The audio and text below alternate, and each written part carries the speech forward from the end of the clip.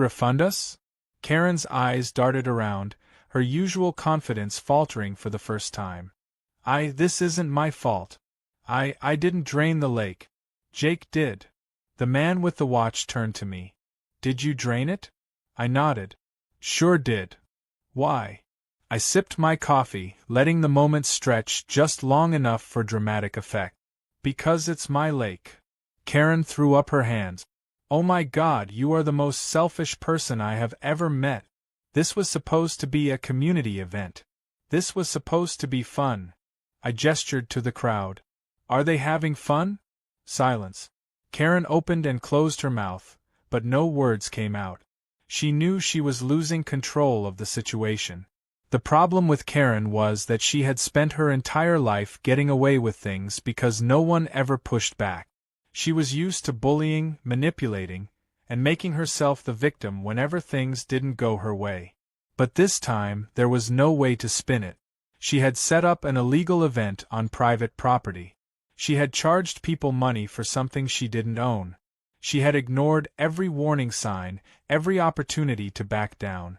And now, she was standing in front of a furious crowd, with no lake, no fish, and no excuse good enough to save her. A man wearing an official-looking polo stepped forward, flipping through a clipboard. Ms. Karen, do you have a permit for this event? Karen's face turned as white as the fish truck that had so hastily driven away. I didn't think I needed one. I mean, it's just a little community gathering. The man shook his head. Hosting an event of this size, charging entry fees, and having food vendors on private property requires multiple permits. Did you speak to the county about this? Karen let out a nervous laugh. Well, no, but… And do you have permission from the property owner? He turned to look at me. Did you authorize this event, sir? I took another sip of coffee. Nope. The crowd erupted. Voices layered on top of each other, demanding explanations, refunds, answers. Karen's face twisted in desperation as she tried to shout over them, but it was no use. Then, as if karma hadn't already done enough work today, a local news van pulled up. A reporter stepped out, her eyes lighting up as she took in the scene. Karen saw the camera and immediately switched tactic. This is harassment. I'm being targeted. I was just trying to do something nice for the community, and this tyrant, ruined everything. She pointed at me. The reporter turned to me, microphone in hand. Sir, would you like to comment? I nodded, setting my coffee cup down on the porch railing. Sure. This is private property. Karen trespassed, drained my lake of fish, and held an illegal event without permission. I turned to Karen, tilting my head slightly. How much were you charging per entry again? Karen stammered. It wasn't about the money. Right. I nodded. Except it was. The reporter turned back to Karen. Is that true? Were you charging people for entry? Karen's mouth opened, but no words came out. The crowd was still watching her, waiting for an answer. The official in the polo was making notes on his clipboard. The news camera was rolling. And then, as if her brain had finally accepted the reality of the situation, Karen did what Karen did best. She ran. Not a dignified exit. Not a simple retreat. She straight up turned on her heel and sprinted toward her car, nearly tripping over her own feet in the process. The news camera followed her, catching every humiliating second of her escape. The moment she peeled out of the parking lot, the crowd started to disperse. Some people were still grumbling about wasted money. Others just seemed happy to be part of the spectacle. The man with the clipboard handed me a card and told me to call if I wanted to press charges. I assured him I'd think about it. As the last of the cars disappeared, I stood on my porch, looking out at my empty lake. It would take some time to refill it, to bring back the fish I had hidden away. But that was fine, because for the first time in a long time, I felt an incredible sense of peace.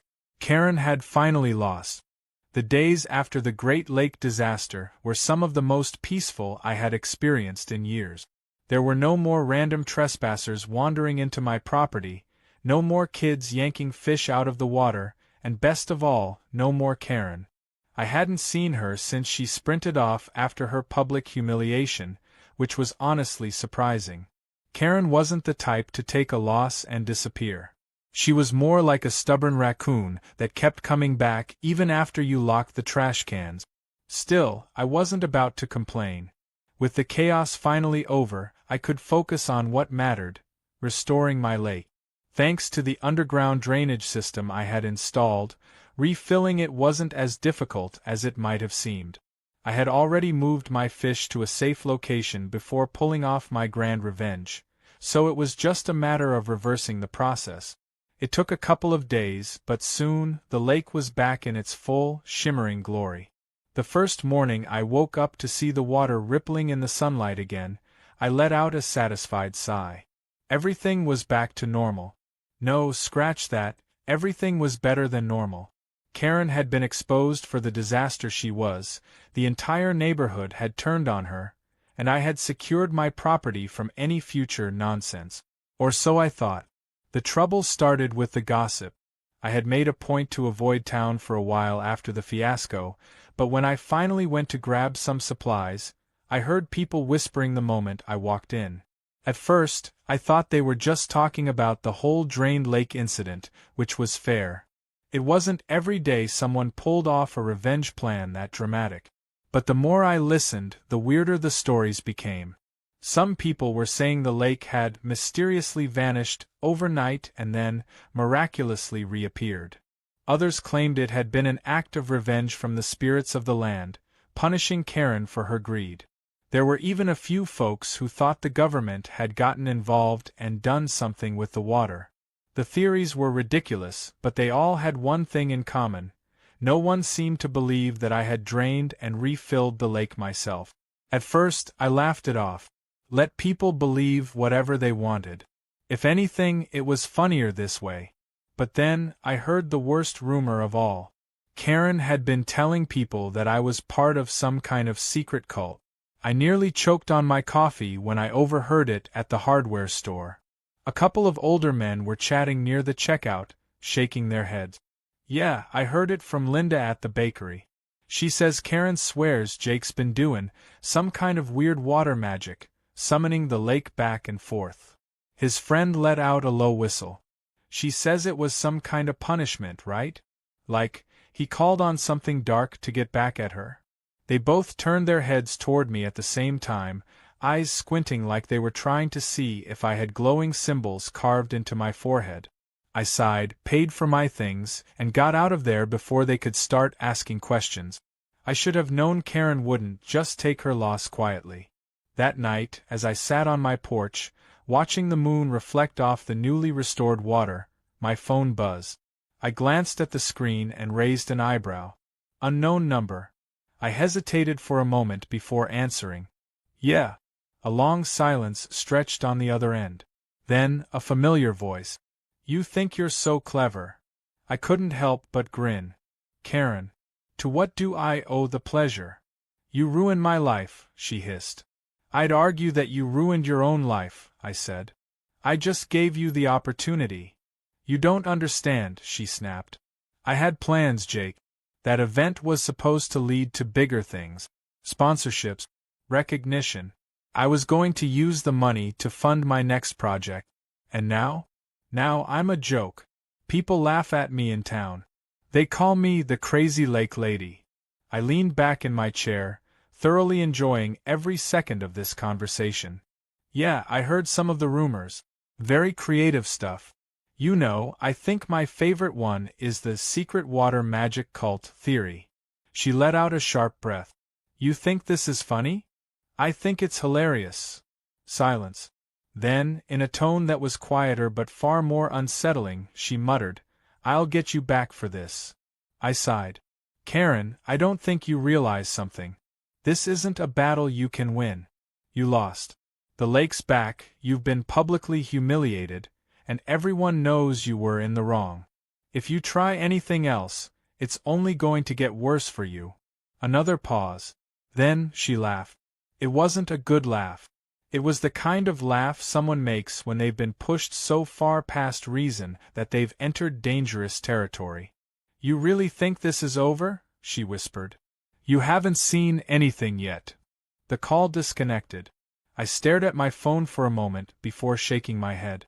Karen never learned. I didn't lose sleep over it. Whatever she had planned, it wouldn't work.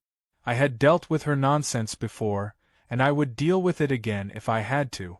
For now, I just enjoyed my peaceful lake, free from her chaos. Over the next few weeks, life returned to normal.